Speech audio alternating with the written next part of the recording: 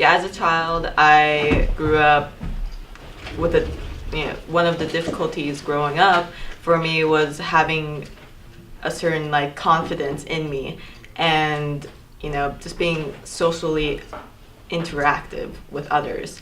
Yeah, I wanted to have friends around me, but stuff happens, and I've always had that difficulty, and I've always wanted to like change myself, to be more confident and to have more friends. And one way of actually achieving that was that, by college, I just started to go for it. Like, I went out to school clubs. Like, I joined the environmental awareness club, and I just wanted to change. So I just put myself forward and just did it. Like, for me, what's the worst that can happen? Embarrass myself. I've already done that like a bunch of times.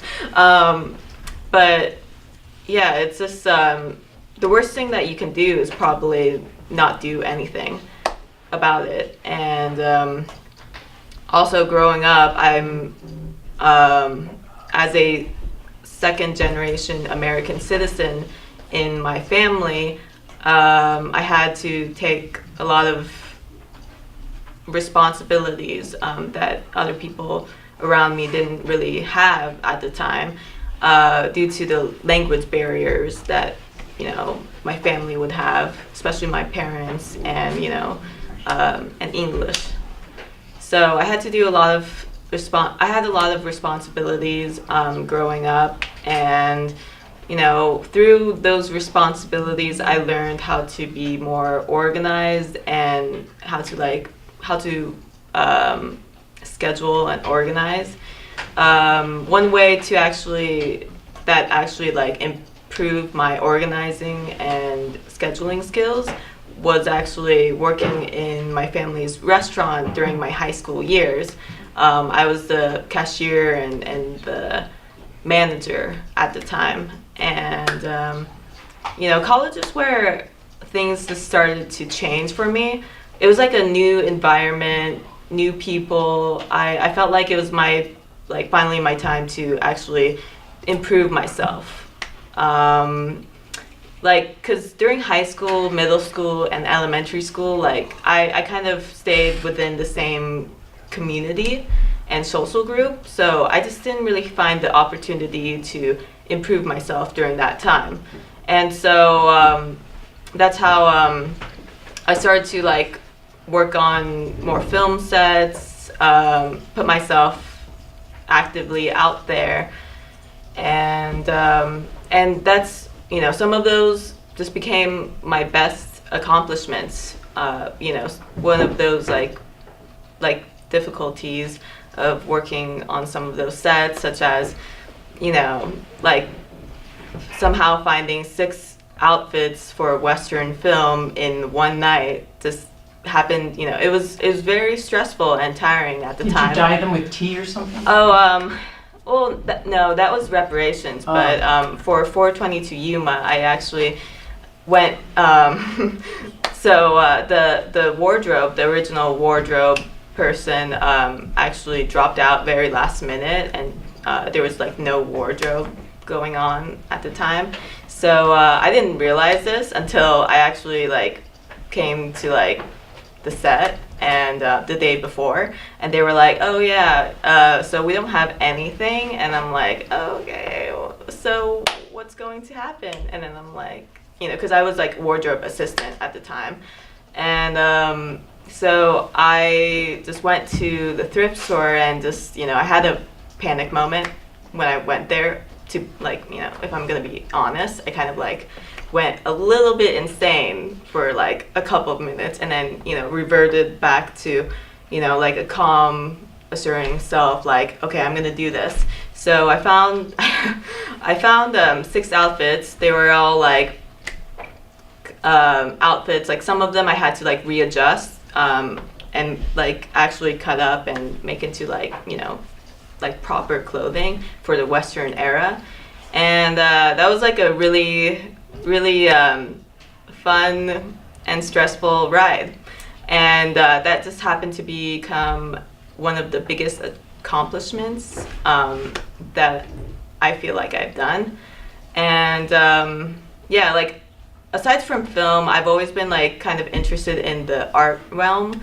Like I've always been interested in art, like painting and drawing. In middle school, I found out that I felt like I had a talent for that, and you know, because I didn't really do good in school. I didn't really do good, like, I wasn't interested in, like, you know, any of the other subjects aside from... So sort of like Jordan. I know, right? The math or the... Yeah. And, you know, I've always had kind of, like, poor grades when I was in elementary school because, I don't know, I was just, like, a slow learner. And being, like, I don't know if it also played into, like, being a second generation American citizen because like my parents didn't know English and had a tough time with like, you know, the whole English language.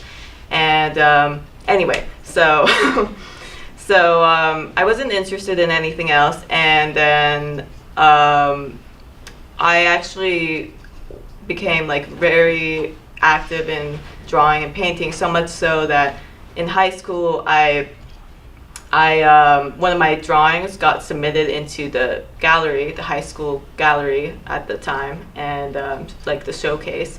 And yeah, it was going well for me, and I was going to actually work in the art area, but I realized that I didn't actually have like a huge passion for it. I was just doing it mostly because I felt like I was good at it or talented at it.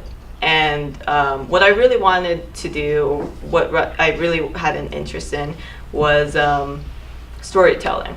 Some kind of storytelling form, because growing up, I've already mentioned it before in this class, I'd like, you know, storytelling and watching films and TV shows had to be my way of like coping with everything. And that's all.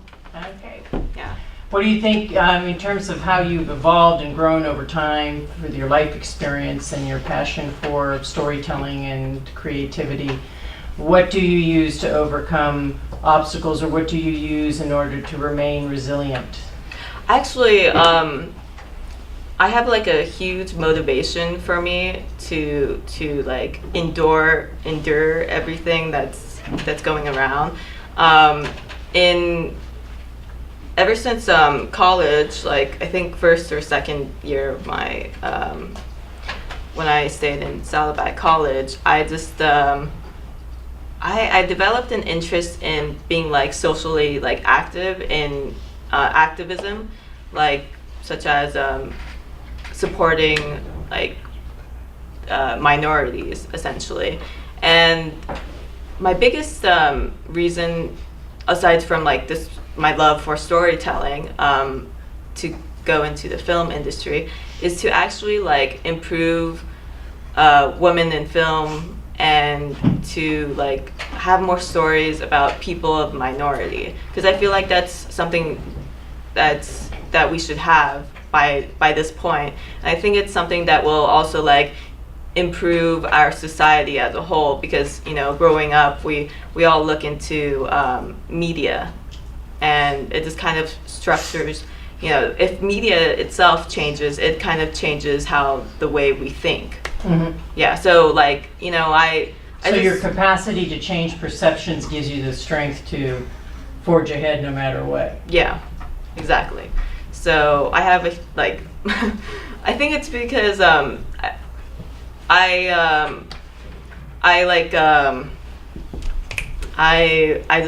just want to have a huge goal for myself to put out there so that I can just achieve it, you know? Like, there's no sense of having a small goal if that's easily achievable.